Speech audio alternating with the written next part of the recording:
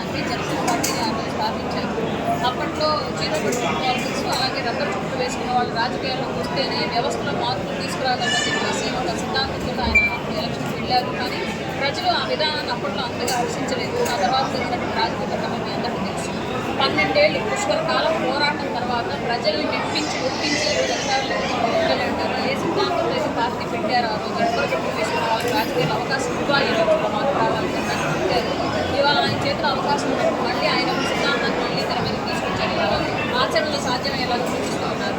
Party కోసం జెండా పట్టి రోజువారీ కూలీలో 300 రూపాయలు సంపాదించుకుంటూ 200 కుటుంబానికి ఇచ్చి 100 రూపాయలు పార్టీ కోసం ఖర్చు పెట్టినటువంటి కార్యకర్తలు ఎందరో ఉన్నారు జనసేన పార్టీలో. వేలాది లక్షలాది మంది. మిగతా రాజకీయ పార్టీల నాయకులు నడుపుతారైతే జనసేన పార్టీ కార్యకర్తలు నడిపారు. ఇక్కడ సామాన్యుడిని ముఖ్యమంత్రి తెలియని వాళ్ళని కూడా కార్యకర్తలే మోసి నాయకులుగా ప్రొజెక్ట్ చేశారు ఈ రాష్ట్రానికి. కాబట్టి వాళ్ళ పార్టీని ఆ జెండాని మోసినటువంటి కార్యకర్తలు నాయకత్వ అవకాశం కల్పించాలి అని సభ్యత్వం నుంచి నాయకత్వం వరకు కూడా 4 ఏళ్లుగా 5 ఏళ్లుగా ఎవరైతే కష్టపడి పార్టీ కోసం నిరంతరం పనిచేస్తున్నారో 12 ఏళ్ళుగా ఎవరైతే జెండాను మోస్తూ ఉన్నారో వాళ్ళందరికీ ఈరోజు అవకాశం కల్పించారు పవన్ కళ్యాణ్ గారు. ప్రతి ఒక్కళ్ళు కూడా ఈ వేదిక సాక్షిగా రాష్ట్ర వ్యాప్తంగా ప్రతి నియోజకవర్గంలో మీటింగ్లు జరుగుతున్నాయి. గ్రామ స్థాయి నుంచి పార్టీ స్థాయి పార్లమెంట్ స్థాయి వరకు ఎవరికైనా సరే ఏ బాధ్యత నిర్వర్తించాలని ఆసక్తి ఉంటే అది పేపర్ పూర్వకంగా అధ్యక్షుల వారికి చేరే విధంగా వాళ్ళకి కావాల్సినటువంటి ఏ పదవులైనా మెన్షన్ చేసి వివరాలను పూర్తి చేసి ఇవ్వచ్చు. ఇక్కడ చేరినటువంటి ప్రతి అప్లికేషన్ కూడా పవన్ కళ్యాణ్ గారి వరకు వెళ్తుంది. ఆన్లైన్ జరుగుతుంది. ఇందులో ఎలాంటి అవకతవకలకు తావు లేకుండా వెంటనే ఆన్లైన్ చేసేలాగా పెడుతూ ఉన్నారు.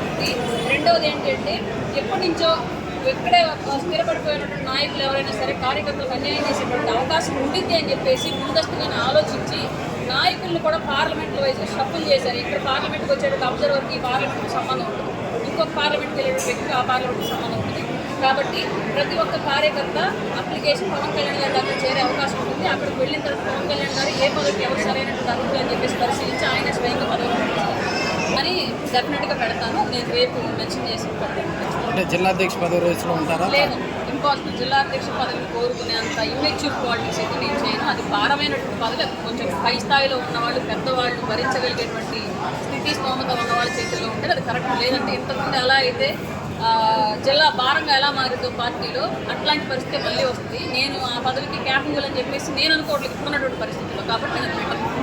పదవి అధికార ప్రతినిధి అంటే ఓవరాల్ వ్యూ వేరు, ఓవరాల్గా మా ఒపీనియన్ చెప్పడం వేరు, పార్టీ యొక్క వాయిస్ వినిపించడం వేరు. బట్ జిల్లా అధ్యక్షుడి బాధ్యతలని అలా కాదు. గ్రౌండ్లో ఉండే ప్రతి కార్యకర్తకి కొన్ని అవసరాలు ఉంటే ఆ అవసరాలను తీర్చుకుంటూ ముందుకు వెళ్లాల్సిన పరిస్థితి ఉంటుంది. ప్రతి ఊరికి ఒక సమస్య ఉంటుంది. ఆ సమస్య కోసం కొన్ని రకాలైనటువంటి సమీకరణలను జత చేసుకుంటూ ముందుకు వెళ్లాల్సిన అవసరం ఉంటుంది. పైగా ఎన్నో ఆటుపోట్లు ఎదురవుతుంది. వాటిని పట్టుకోగలిగేటువంటి అన్ని రకాల సామర్థ్యాలు ఉంటారు రాజకీయాలంటే. ఇప్పుడు నాకున్నటువంటి వయసు, నాకున్నటువంటి అనుభవానికి నేను సరైనటువంటి స్థితిలో లేనని చెప్పేసి నేను భావిస్తున్నాను. మీరు చెప్పిన 2 పేర్లు అయితే కాదు.